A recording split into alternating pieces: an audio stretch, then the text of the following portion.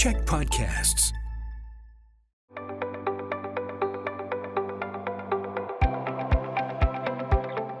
Hi, I'm Bruce Williams. I'm the CEO of the Greater Victoria Chamber of Commerce, and welcome to Chamber Chats, coming to you as always from here in the podcasting studios at Czech Media Group. I'd like to acknowledge, as always, that I live and work on the lands of the Lekwungen-speaking nations known to us as Songhees and Kusapsum. And all of this is made possible by the support of Island Savings, a division of First West Credit Union, who are redefining what banking can do for people, for community, and for the world. We are in a housing crisis in this country. In fact, many parts of the world are in that situation right now. So we hear about different agencies, and both private and public, that are creating housing, managing housing, doing that sort of thing. There's an organization, though, that's been around since the 1970s that's been creating housing, affordable housing. You've heard of them, but you may not know as much about them as you should. So we're going to teach you that today, all about Habitat for Humanity. Joining me to talk about that is Scott Dutchak, who is the CEO of Habitat for Humanity in Victoria. How are you? I'm great, Bruce. How are you? So you've been around since the mid-'70s, and most of us have been kind of familiar with the work done by Habitat. But if you met someone for the first time, how would you describe to them what Habitat does? Yeah, so Habitat, you're right. It's been around a really long time. A lot of people are familiar with the name, the brand, that sort of thing, but they really don't know what we do. So the way I like to explain it is that we're Canada's only charity, nationwide charity, focused on building affordable homes for people to buy. And so what we do is we work closely with families who are either transitioning out of a rental property or looking to get on that property ladder and get into home ownership. So we build our homes inexpensively, and we give our families, our qualifying families, a really cool second mortgage that it makes the payments affordable. And so we're the only one that does that in the country, and we have 43 affiliates across the country. I have the privilege of running the team here in the Greater Victoria area. So we're going to dig down on that whole formula and how the mortgage structure happens and all that sort of thing. So since the time it was formed in the 70s, I think the mid-'70s, what's kind of morphed? What's changed about Habitat compared to when it was first started? Boy, what hasn't changed? Our model has been through a lot of iterations and changes. Whereas traditionally in the 70s, we were looking at families building, helping build homes, number one, and mostly single-family detached houses. We've changed a lot since the 70s, and as a matter of fact, we started in 1991 here in Victoria. So our charity is a little bit newer than some of the other ones that exist throughout the world. But we've moved from that model of, kind of suburban housing into more dense forms of housing. As you can appreciate, the cost of land has gone up, construction's gone up, and quite frankly, the sophistication of construction has gone up quite a bit as well. So, we do have volunteers helping us on job sites, but we're kind of moving away from the days of putting the hard hat on and picking up a hammer and building the walls and that sort of thing with our volunteers. We leave those to trades these days. So a lot has changed from that point of view, and our mortgage model has changed as well. Okay, so we're going to start to dig into that. So the families that you're building these homes for, the ones that will live in them, how do you connect with them, or how do they connect with you? Yeah, so we have an application process on our website, and we encourage everyone who's interested in buying an affordable home from us to go through that process that's on the website. In order to qualify, there's a certain number of things that we're looking for with our partner families. Number one, they have to be in core housing need. That means either they're, facing eviction, or they're in housing that is unsuitable or too small for their families. They need to be able to afford a mortgage. So this is the other differentiator than some of the affordable rentals you see, but you have to be able to afford a mortgage. And finally, you have to be able to participate with us. And we ask our families who are in our program to provide 500 hours of community service to help give back as beneficiaries of this program as well. So with that, the process takes roughly around a year to go through, and we do have a lot of people already moving through our system.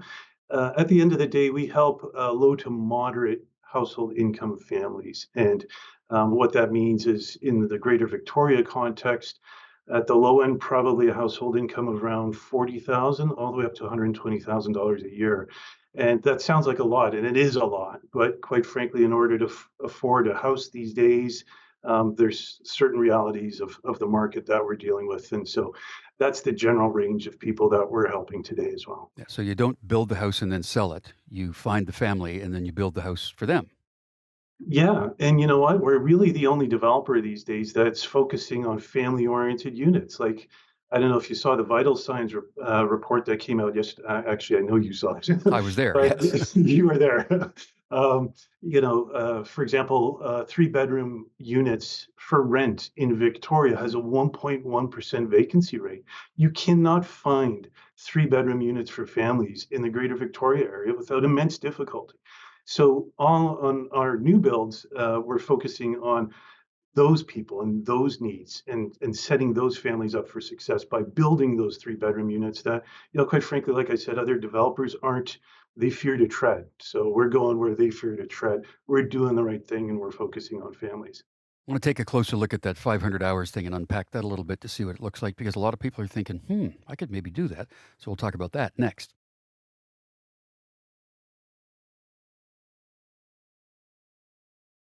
Our guest on Chamber Chats today is Scott Dutchak. He is the CEO of Habitat for Humanity here in Victoria. So, part of the family's responsibility is to dedicate 500 hours of volunteer work. Tell me about that. What does that entail? Yeah, so part of, again, being a participant in our program is this concept of being a community, being part of a larger community and giving back to community. So, um, in order to qualify for our mortgage, again, this 500 hours needs to be served by the family. You can have your friends and family come in and volunteer on your behalf on something, and that counts towards your 500 hours. We see a lot of people, though, volunteering in our two restores in the Greater Victoria area. These are our retail operations that help fund the operations of our charity. So we have them volunteer in the stores, but it doesn't have to be in the stores. So you can volunteer for any other charitable or community organization in the Greater Victoria area if you'd like, and that helps go to meet one of the requirements we have for our program. So, let's put them in the house. They've started living there. They are like any homeowner. Are they cutting the lawn, trimming the bushes, washing the windows, doing all that stuff? Tell me about that. Yeah, absolutely. It's a great question. So the expectation is we're getting people on the homeownership ladder. And quite frankly, if you think about the housing system we have in Victoria and BC and Canada for that matter, if you think about it as a continuum of different housing types from, supportive housing on one side to market housing on the other, we occupy the middle ground of that where we're in between affordable rental and market rental. We're affordable home ownership. And so what we often do is help people transition out of rentals where they don't have secure housing, or they're going to be evicted, or they just want to say, "Hey, I'd rather pay myself than than my landlord." We help people into that position, and they become homeowners. We work very closely with their families too, and they're in our program to teach them how to do that. Well, what does it mean to be a homeowner? Well, it means, yeah, you got to cut the grass, you got to be part of a strata. All of our homes these days are part of a strata, so you got to get along with your neighbors. You need to budget. So we spend a lot of time working with families through modules to educate them on what that means. So yes, they're cutting the grass, they're working with the property managers if required, and really taking responsibility for their own residences, their homes. So let's say a family moves in and there's two parental units and there's a couple of kids and then they decided they want to have more kids or adopt kids or whatever it might be. Or they suddenly find out they're going to have twins and they want to expand the house. Can they do that? Well, certainly that's something that we would want to talk to them about, because we don't want to, at the end of the day, have them in housing that's not appropriate for them. So what we would rather do in that case is encourage them to find another house in our system and in our portfolio to move them into. What we're finding these days, though, is again, although everything in our program is geared towards maintaining a 30% expenditure on shelter costs from that household, at the end of the day, families are still pretty stretched to, even afford some food and this sort of thing. So they're really not entertaining a large expansion of their premises, for example. Additionally, I mentioned our houses are typically in strata, so it would be, we'd have to encourage them to talk to their neighbors and see if they would support it as well. But certainly, we want to make sure that we get our families in the right housing for their particular situations, and it doesn't have to be, the traditional nuclear families define themselves. So we're open to a lot of different participants in our program. I mean, not saying that the kids are they going to expand their children model, but it could be parents, seniors, grandparents that are coming to live with them or something. So that's one thing. But the other, Yeah. can they rent out a room? Can they bring tenants into that property? That's a strata rule, I guess, right? Yeah, exactly. And as a matter of fact, we did have a development in Saanich where we purposely built second suites for that exact purpose. We've gone a little bit away from that model simply because we want to help as many people as we can in a different way. So we're increasing density as opposed to increasing, rental units for that. So these days, that's not as common for us.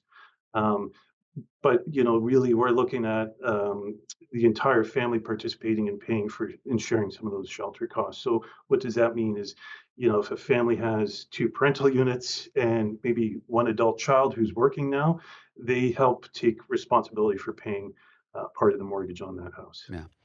I'm again making the assumption that this is people in childbearing years who are going to have kids. What about, is there an age restriction? Like if somebody was 64 and their spouse was 62 and they decided this was for them, can that happen? Is there an age restriction?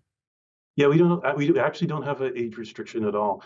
The challenge for us comes into the fact that, we're building three-bedroom houses these days, and, that might not necessarily be the appropriate housing for seniors. So, we don't get a lot of applicants for that, to be quite honest with you, because of the size of the houses that we're building.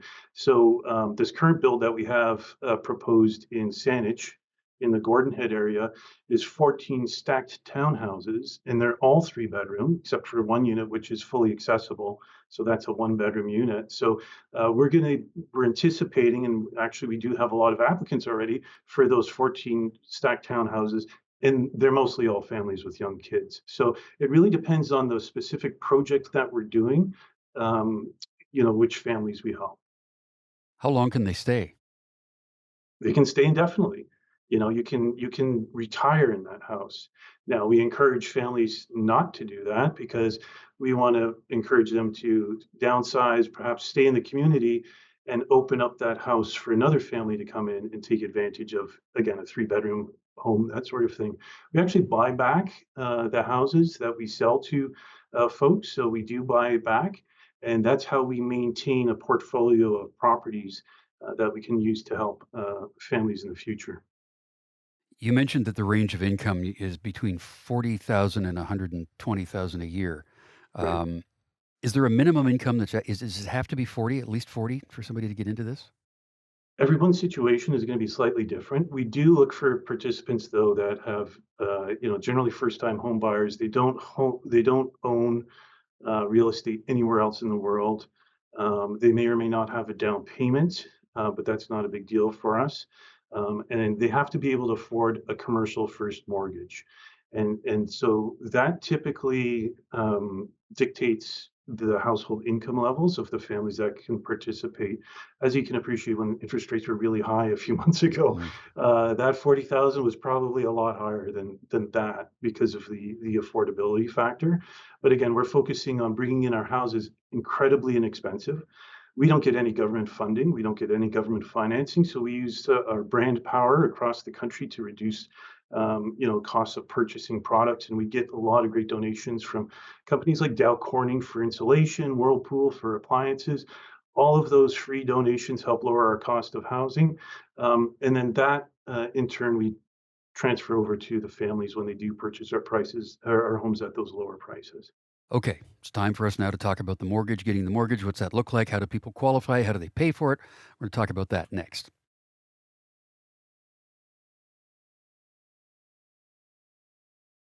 Our guest on Chamber Chats today is Scott Dutchak, who is the CEO of Habitat for Humanity in Greater Victoria. So, okay, family comes forward, they explain their circumstance to you. How do you then apply a mortgage to that program? And tell me about the payment plans. Yeah, so our mortgage program has been something we've been really proud about because it's been quite innovative in the housing space. And interestingly enough, one party in the current provincial election has actually taken our mortgage model as a platform. So we're really excited. And, imitation is the best form of flattery. So that's great. How it works is the qualifying family agrees to buy the house for us that we've constructed inexpensively. And then they qualify 50 to 60% of the value of that house through a commercial first mortgage. And typically that's with a credit union or a lending partner that we set them up with. Our most recent ones have been with Van City. So they'll get a commercial mortgage for 60% of the value of the house. And then we come in at Habitat with the balance of that purchase price. So let's say 40%. And our 40% is interest free, and they pay a little bit on it, but that's part of the features of the program. That 40% that we provide the families, we accordion payments so that their payments are never more, their total shelter cost payments are never more than 30% of their household income. So that includes your mortgage payment, your property tax, your strata fees, all that stuff. It's all restricted to 30% of that family's household income. So for some families, they pay us a lot on our mortgage, and some families less. And if there's a little bit of trouble with employment, we can accordion that payment again to make sure that they're paying 30% total. So that's a feature of our mortgage, and that's really exciting. They do get the opportunity to build equity in the house. That's again a feature of home ownership. So how that works is when they decide to sell, we'll buy it back. They get some of the equity on the housing appreciation, and we kept that at 2% per year. So and plus they get all their principal payment back and so forth. So it's a really neat feature. It's a really neat program, and again, we're just delighted that government is proposing that, or one of the parties is proposing Yeah. that as well. Yeah. This recording is happening in late September, by the way, just Yes, thank yeah, you. when you, so there's no realtor involved in this. This is you guys Nope. strictly working with, okay. So the supply chain thing that came along during the pandemic, we all saw that happen. Cost of lumber went up, labor went up, materials went up, they weren't available, all that stuff. How did that impact what you do? Yeah, it really impacted our restores. Restores, like I mentioned before, we have two in the Greater Victoria area. They provide all of the funds to run our charity, and we did see quite a tapering of donations because you can donate your gently used goods and items to Restore, and we resell them. So the donations dropped off, and quite frankly, customer traffic dropped off. We went from 7 days a week to 5 days a week opening. That really impacted us. In terms of a build, we did not have a large exposure to costs during that window because, quite frankly, we were finishing up a build at that time. So it didn't affect us when the lumber prices spiked and so forth. But we're still gradually getting our way back to pre-COVID times. And the habitat restores are actually a part of kind of sustainability, recycling. That's a part of what you do with those, right? Absolutely. Each one of our restores diverts a ton of materials from Heartland. And as a matter of fact, we divert over 3 million pounds a year between the two of our restores from Heartland. So, it's a huge sustainability benefit to the community. Why throw out perfectly good furniture when you can donate to us and we'll resell it and use the proceeds from that to get people into housing? Yeah, Amanda and I've donated stuff on a regular basis, actually, like tools and things that we don't use anymore and that kind of stuff. It's a really neat feeling to know that you're giving that stuff and you're making an investment in someone's future housing. It's just a really nice Absolutely. feel. It really is. Absolutely. How many builds have you done in Victoria since you started in the early 90s? Yeah, so we've done 34 builds, 34. We've helped 34 families. Again, it's been a bit of a difficult road for us into the Victoria area because of the land scarcity that we experience versus, let's say, Calgary or something like that. And we used to actually rely a lot on donations from municipalities or individuals. And we're not seeing land donations from municipalities anymore. We actually have to pay market for land in order to build our houses. So you can appreciate that impacts a Mm. lot of the affordability. But our most recent build was in Bakerview in North Saanich, so just off the Pat Bay Highway there as you're driving to Schwartz Bay or the airport. And that land was generously donated to us by a family in North Saanich. So we put 10 townhouses in that property. And yeah, it's just finished up recently and it looks fantastic. The other townhouse project you mentioned, though, the stacking townhouses, is that Ferguson Place or is that somewhere else? Yeah, it's Ferguson Place. That's our Okay. newest proposal, and it's going through the approval process in the district of Saanich and Gordon Head. It's on Feltham Road.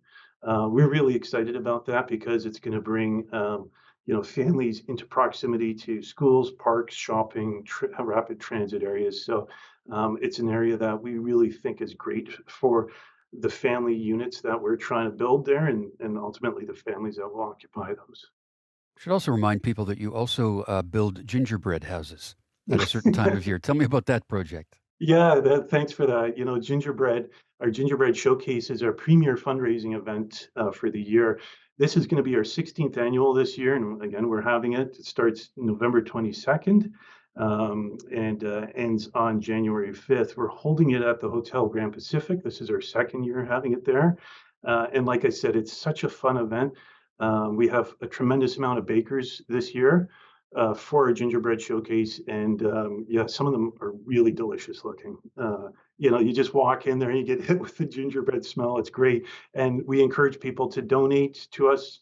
It's free to get in, it's free to look at, but again, we would encourage those donations. And like I said, that's our premier fundraising event for the year. And we have excellent partners with Hotel Grand Pacific, and our lead sponsors this year. It's going to be a fantastic event. Yeah, you mentioned something earlier that you don't get any government support for what you do, and that's probably a conversation we need to have another time. But it's interesting that you're doing what governments have been trying to do for a long time, yet they don't step up and support you. So we're going to do some work in that direction. What else can we all do to be helping Habitat for Humanity? You mentioned working in the restore and that sort of thing, donating money. What else can we do? Yeah, that's really the impactful things. We're always looking for volunteers in our restores. If you're interested in, helping out move furniture, fix some electronic appliance or clean tools or help move stuff around, that's always a great option for people to get involved with us. We are looking for funding. So, if you're doing your estate planning, please keep us in mind, or just simply showing up at some of our events. We did a great partnership with Harbor Cats this year, and really thanked everyone for participating in that. We also have a 50-50 draw that's going on island wide now. All of Vancouver Island is in this 50-50 draw. People can also participate in that, vi5050.com, and hopefully win a stack load of money from that. So there's lots of ways to get involved in helping us, and appreciate, just go onto our website, habitatvictoria.com, and it's all there. And if you win a bag of money, you can give some back. There's always that, That's too. right. Scott, thanks for being here today. We appreciate it. My pleasure. Scott Thank Dutchak is you. the CEO of Habitat for Humanity Victoria. And I'm Bruce Williams. We'll see you again for another Chamber Chat.